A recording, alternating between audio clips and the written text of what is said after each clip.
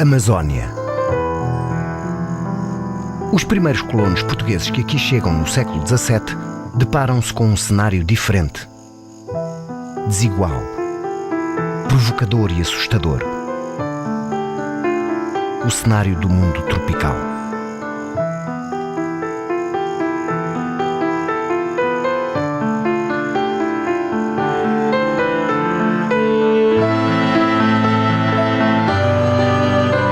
1637, ano de Cristo. Um português acompanhado por mais de 1000 índios inicia a subida do rio Amazonas numa expedição que demora 2 anos. Pedro Teixeira, que os índios apelidavam de Curiuá-Catu, homem branco, bom e amigo. Eu me lembro que quando era menino e estudava no interior, na cidade em que eu nasci, em Abaetetuba, quando se falava do grande descobridor, do grande navegador do rio Amazonas, se falava no Pedro Teixeira, não se tinha nos livros nenhuma fotografia, nenhum desenho, nenhuma imagem. Tinha-se a sua história.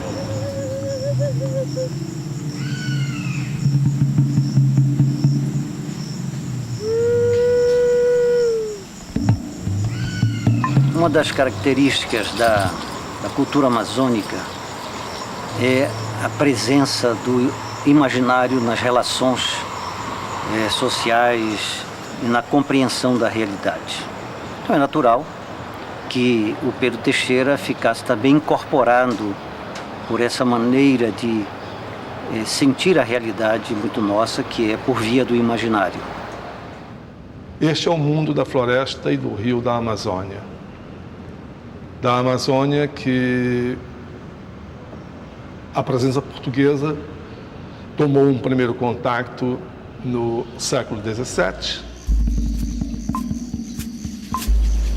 Esta mesma Amazônia que foi o cenário da grande viagem de Pedro Teixeira, da epopeia e da odisseia de Pedro Teixeira, por um mundo de desconhecimento e por um mundo de encantamento.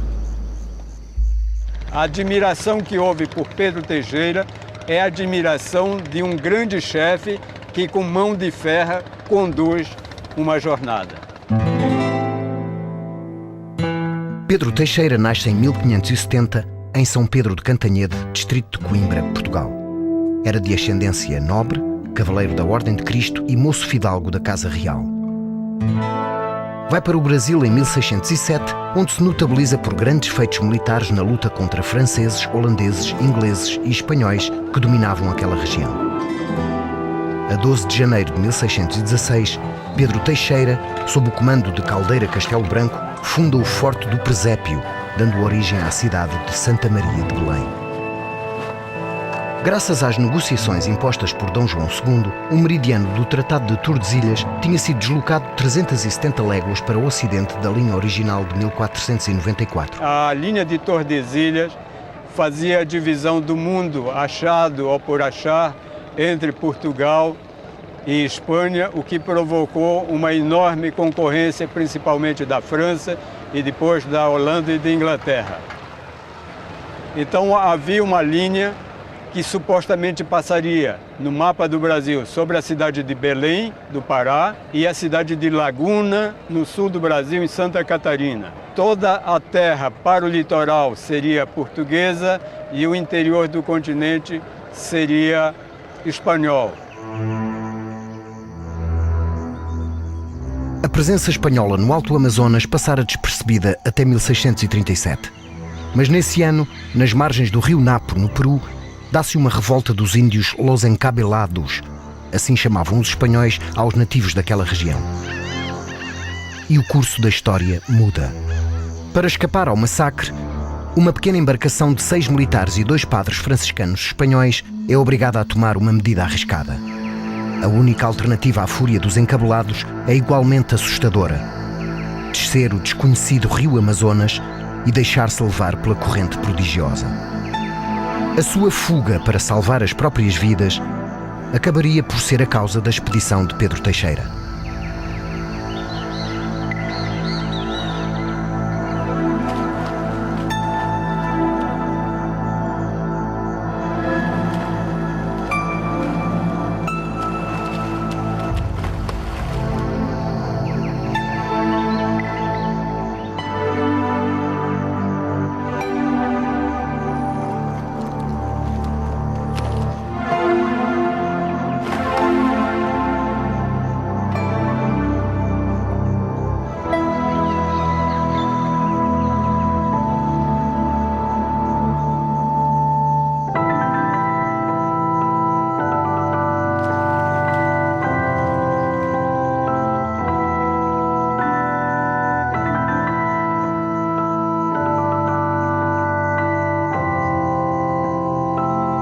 como que por milagre, acabam por chegar a Belém, vivos, apesar de exaustos e famintos, e dando graças a Deus por terem sobrevivido quer à revolta dos índios, quer à fúria do rio. O relato dos refugiados chega até aos ouvidos do governador do Maranhão. Preocupado com a presença de espanhóis no Alto Amazonas, o governador ordena que os 2 padres franciscanos sejam trazidos à sua presença. André de Toledo e Domingos Brieda são imediatamente embarcados e levados para o Maranhão, onde são recebidos pelo governador. Jácome Raimundo de Noronha tinha sido nomeado governador do Maranhão a 9 de outubro de 1636. Movido pelas informações dos 2 padres franciscanos e receoso de um possível domínio espanhol do Amazonas a partir do Peru, decide organizar uma expedição sem precedentes. Uma expedição para subir o rio Amazonas até Quito, no Peru. Esta medida arrojada, tomada logo em meados de 1637, ocorre no ambiente político em que se preparava na metrópole a Revolução de 1640. Jácome Raimundo estava por isso consciente dos riscos que assumia ao decidir organizar esta perigosa viagem. A viagem que é a resposta àquela feita pelos missionários Brieda e Toledo. A viagem que seria, portanto, não a da aventura isolada, não da aventura singular, como a dos franciscanos, mas a viagem que implicava o investimento de Estado, um investimento de política, uma estratégia de geopolítica.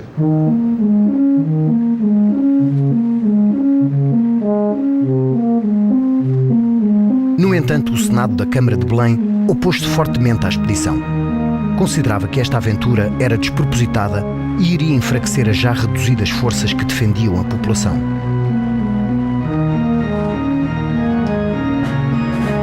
Mas Jácome Raimundo foi inflexível e os preparativos da expedição prosseguiram.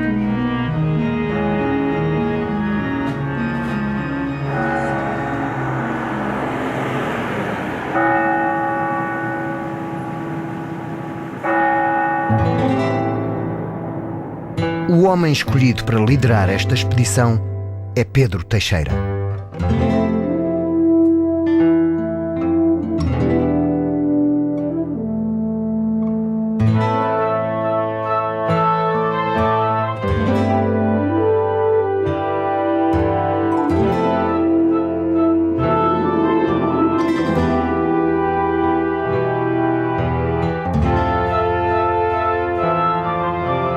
Eu posso imaginar, por exemplo, o que passou na cabeça de Pedro Teixeira, um homem valoroso, um homem destemido, um homem audaz, quando o governador do estado do Maranhão, Grão-Pará, confia a ele a viagem ao Peru.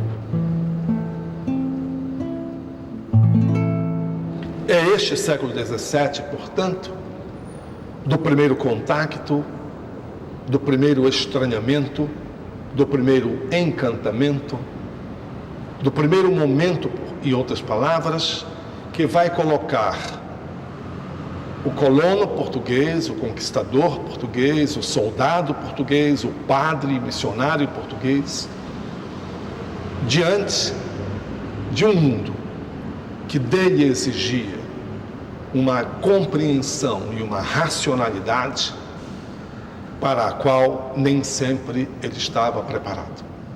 Um século antes, o espanhol Francisco de Orellana descera parte deste rio a que chamavam o Mar Doce.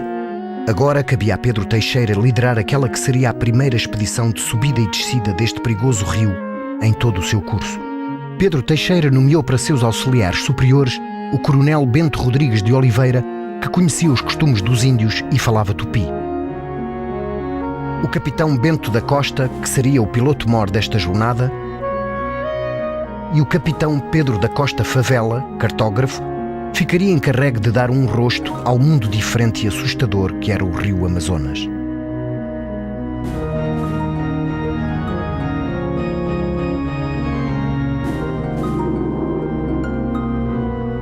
Mas se nós falarmos de um rio que comporta milhares quilômetros de extensão, de um rio que em determinados trechos de uma margem não podemos ver a outra, ou de uma floresta que cabe a Europa no seu interior, ou de uma ilha que cabe um país como a Bélgica e a Holanda também no seu interior.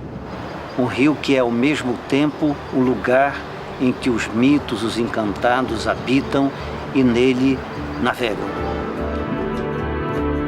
A 28 de outubro de 1637, inicia-se a épica subida do rio Amazonas. A grande expedição de Pedro Teixeira parte de Cametá, povoação do rio Tocantins, 160 km a montante de Belém. A corrente é contrária e as embarcações, à falta de vento, avançam a remos. Cada braçada demora uma eternidade. Os padres André de Toledo e Domingos Brieda regressam ao rio, agora como guias. 1.200 índios guerreiros abandonam as suas aldeias, levam consigo as suas mulheres, as suas crianças e acompanham Pedro Teixeira numa expedição que levaria 2 anos por um rio traiçoeiro e encantado. Esta jornada daria ao Brasil a sua maior extensão e a Portugal uma das maiores epopeias da sua história.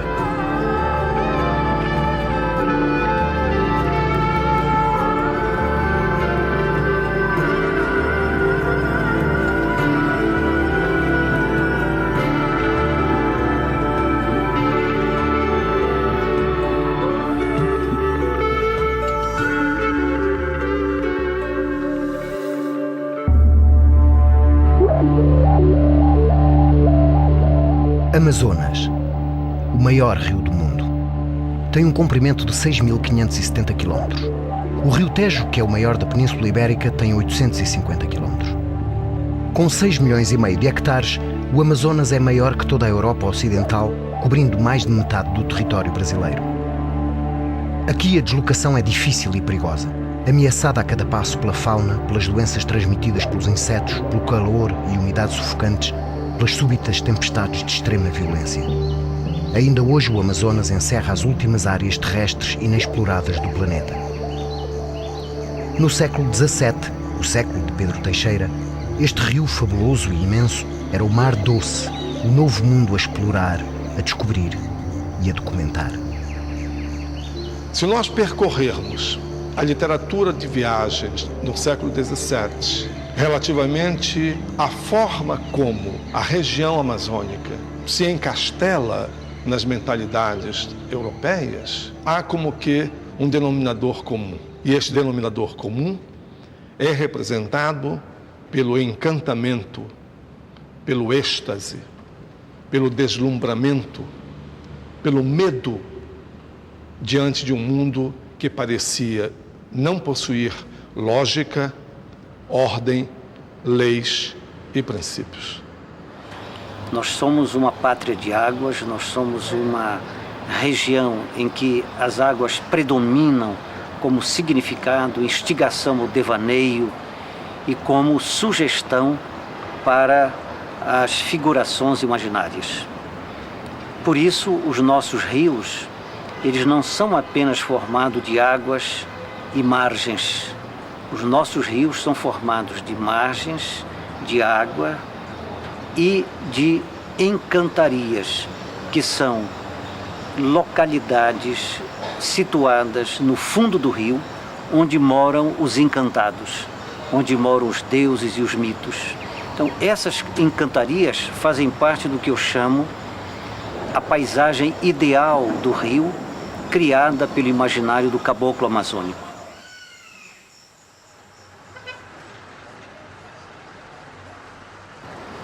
É muito comum nos relatos que você vai encontrar nesta Amazônia profunda uma mistura de fatos reais com fatos míticos, com uma naturalidade de coisas acontecidas no dia a dia. A gente temos patuá atrativo, que serve para dinheiro, para jogo, para mal olhado, tá? serve para venda. Cada um amuletozinho que a gente tem serve para coisas diferentes. Nós tem para amor, tem para jogo, tem para dinheiro, tem chama para mulher, vocês homens, né? Tem para mulher chamar homem também.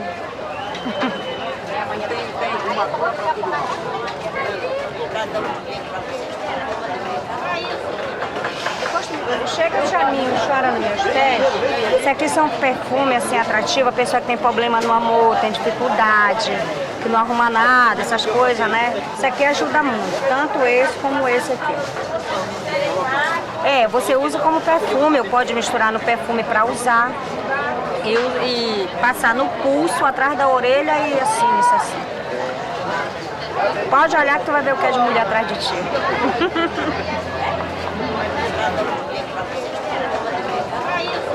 A cultura amazônica, ela tem como dominante a poética do imaginário. Então essa poética do imaginário envolve as narrativas orais.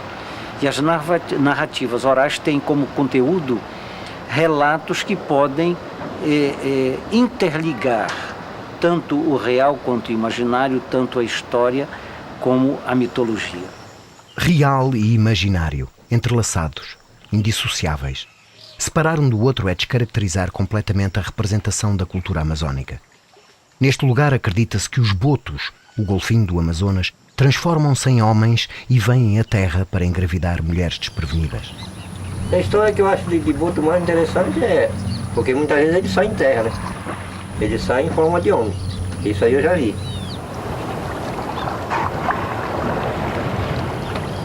Porque tem muitos botos que eles até judiam de mulheres. Tem acontecido muito problema disso. Nem tanto aqui como no lugar que eu morava, que eu sou filho do Aritapera, né? O lugar mais distante daqui. Mas tem acontecido muito disso. Deles até fazerem as mulheres ficarem gestantes, né? Inclusive eu conheço uma aqui do Tapajós que geralmente saiu um menino branco, de mais branco que ele não enxerga assim de dia, só à noite, né? Então, geralmente o pessoal diz que ele só pode ser filho de um bicho desse. Ele anda tudo de branco. Só que a gente anda no nosso normal, né? Ele anda feio, ele anda tudo se remexendo, feio mesmo. Eu digo porque eu vi numa praia, assim, próximo daqui, estava eu e mais 5 amigos, estavam deitados embaixo de uma lona, né? Aí eu avistei a praia limpa, eu avistei aquele homem. Veio no nosso rumo, porque se você deixar ele chegar perto, ele adormece e você não se mexe mais não. Aí antes dele chegar eu chamei os companheiros, só que eles se assustaram embaixo da lona. Aí eu disse assim, é o boto. Aí nós saímos, correndo atrás, para pegar, era uma distância como da beira daquele mato. Quando chegou perto da beira da praia, ele caiu na água e sumiu. Mas tem acontecido muitas coisas que eu já tenho uma idadezinha meio de bom tamanho, já conheço um bocado da vida, já tenho visto muitas coisas do boto. Não é todos, mas tem o boto que ele é muito judio. Então eu penso, assim como a realidade aparece ela integrando o real e o imaginário, o rio é o rio de água, mas no fundo dele você tem as encantarias, habitação dos mitos e deuses. A narrativa que expressa e que transcorre por essa realidade também incorpora o real e o imaginário como uma coisa verdadeira. São duas coisas que nós não podemos separar ao entender a Amazônia.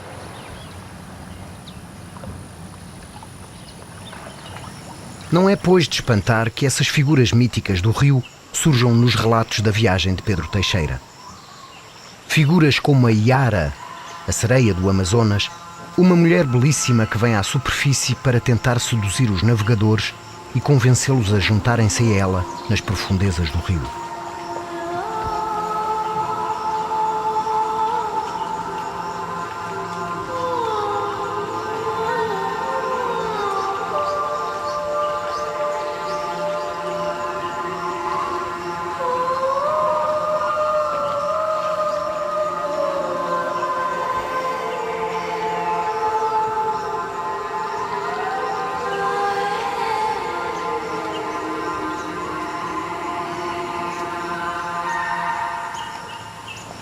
são entidades que, no meu entender, poetizam a imagem real do rio e transformam esse rio num rio fabuloso, fazendo com que histórias reais convivam com essas histórias imaginárias, mas convivam dentro de uma forma tão integrada, tão espontânea,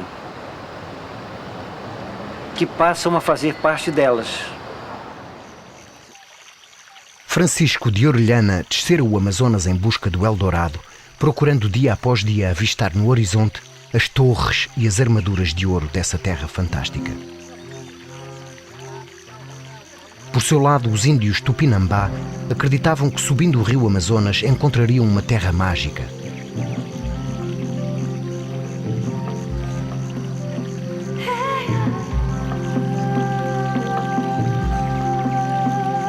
Saindo de Altamira pelo rio Xingu, vamos dar ao rio Iriri, nas margens do qual vivem os índios Arara.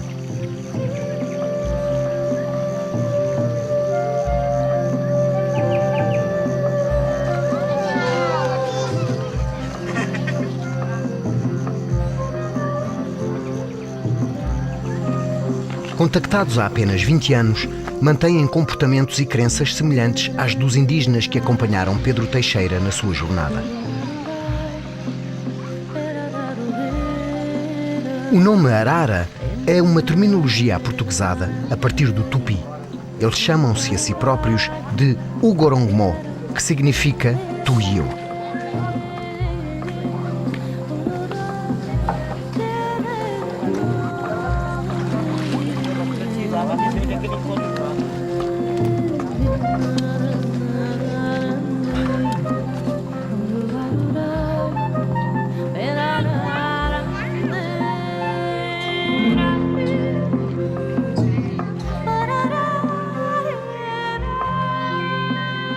Os índios Arara, antes do contacto, eram considerados um grupo bélico, e isso no imaginário não indígena deixou a tribo numa categoria de ferozes e agressivos.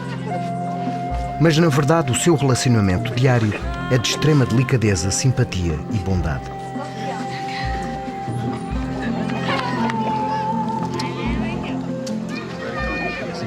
Contam que há muito tempo atrás viviam no céu. O céu era seguro por 4 estacas, chamadas Aramã, mas um dia as estacas partiram-se e os Arara caíram na terra junto com as estrelas e a lua. Foi um pequeno pássaro chamado Cuí que devolveu os astros ao seu lugar de origem, mas os Arara ficaram. Na sua morada anterior, os Arara não precisavam de trabalhar e a morte não existia.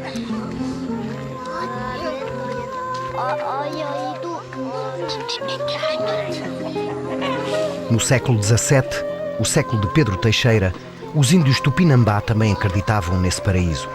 A oeste, onde o sol se punha, julgavam existir a terra sem males, onde não havia morte, onde não era preciso trabalhar, onde se era jovem para sempre.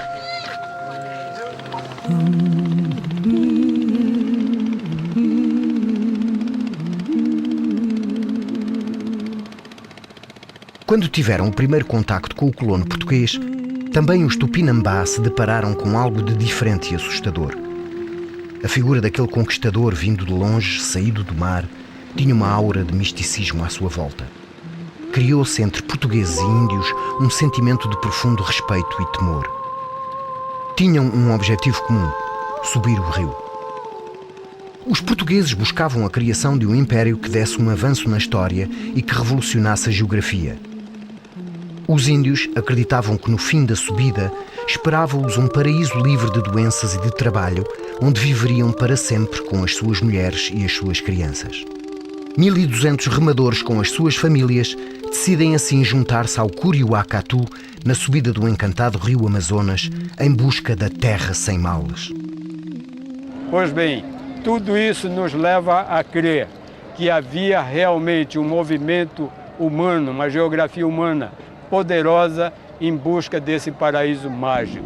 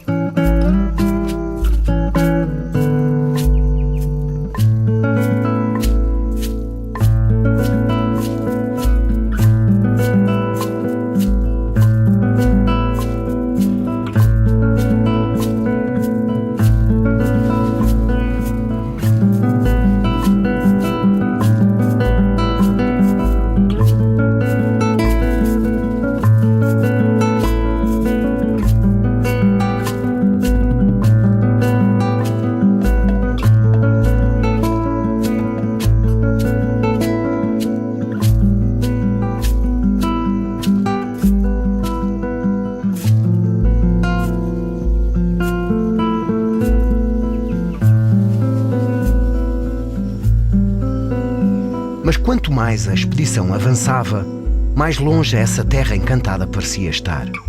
A busca dos índios por uma vida eterna e melhor parecia nunca mais chegar ao fim.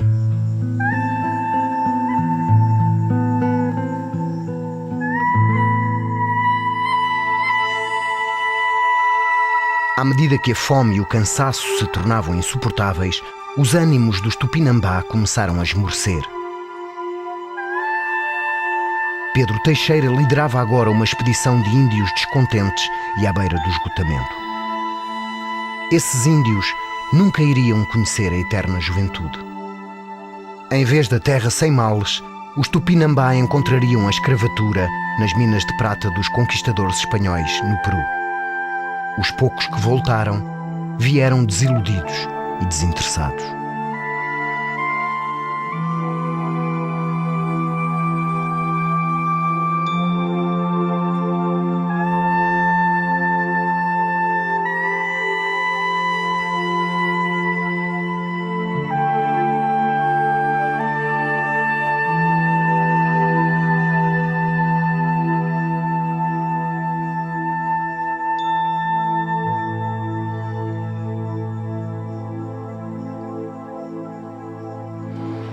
Essa viagem do Pedro Teixeira, ela foi importante para nós no sentido de expandir o território português, mas não apenas expandi-lo numa forma geográfica.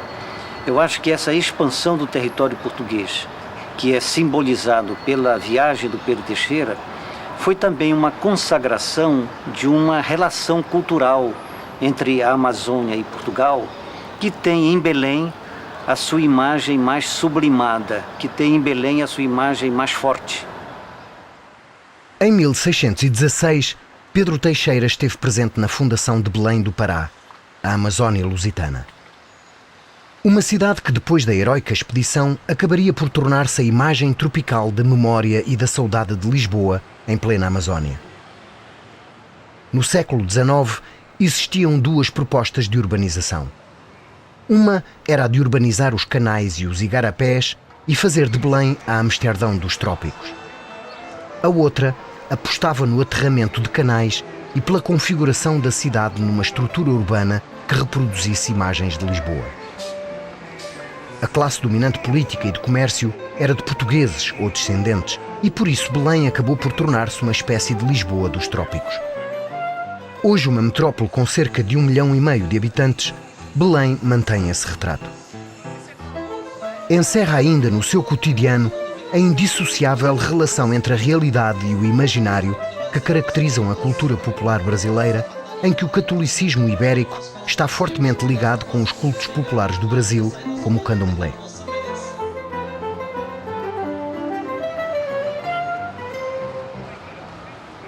A arquitetura manuelina aparece misturada com o barroco indígena, pela liberdade que os operários gozavam na construção de algumas igrejas. Esta grande influência lusitana em Belém adveio da presença que Portugal passou a ter na Amazónia depois da expedição de Pedro Teixeira. Sem esse difícil, penoso e heroico esforço deste colono português e da sua tripulação, é possível que essa marca não tivesse sido tão forte.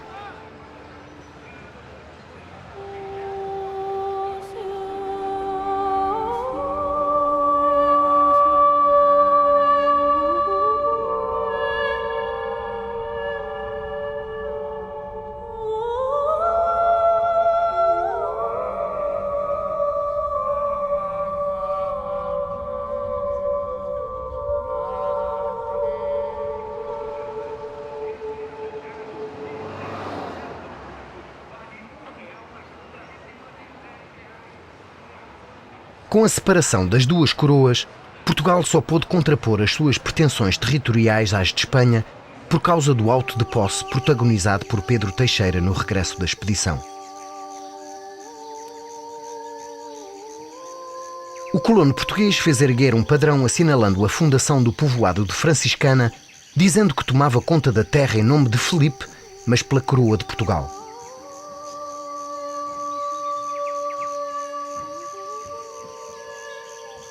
O tempo e a selva tropical são impiedosos com construções de madeira. Por isso, deste padrão, não resta absolutamente nada, nem mesmo a certeza da sua localização.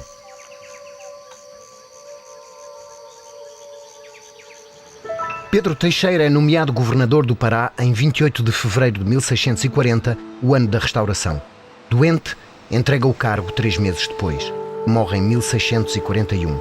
Os seus ossos perderam-se quando a igreja onde fora sepultado, em Belém, foi deslocada para o local onde se encontra atualmente.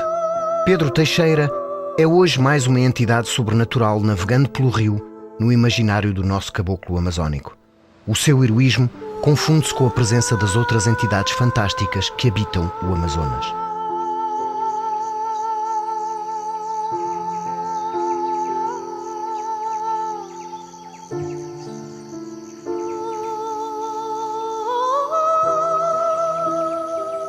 A expedição de Pedro Teixeira, concluída nas vésperas da restauração portuguesa com Dom João IV, teve um caráter premonitório, já que Filipe IV autoriza Pedro Teixeira a tomar posse das terras em nome da coroa de Portugal. Uma coroa que não existia, no sentido estritamente político, na medida em que ainda se vivia a União Ibérica.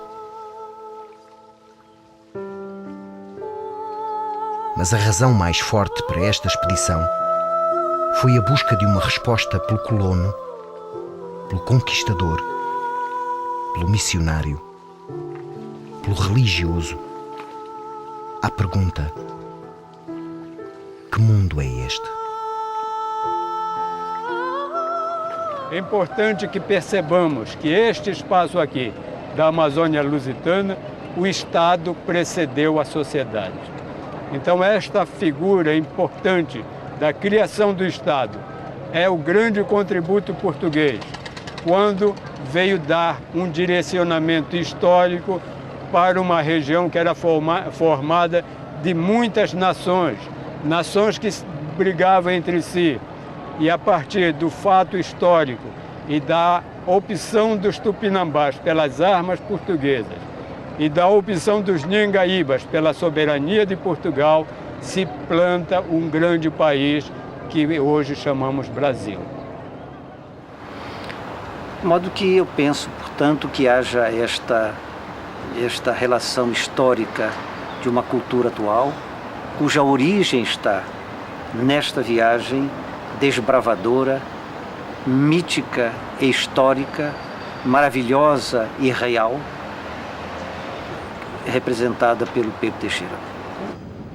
Então, certamente Pedro Teixeira, quando partiu em 1637, saindo de Belém para a sua grande jornada em direção ao Peru, saiu daqui tendo diante de si um patrimônio simbólico e um patrimônio mitológico do que representava a floresta e o rio, um mundo, portanto, desconhecido e que precisava ser desvendado.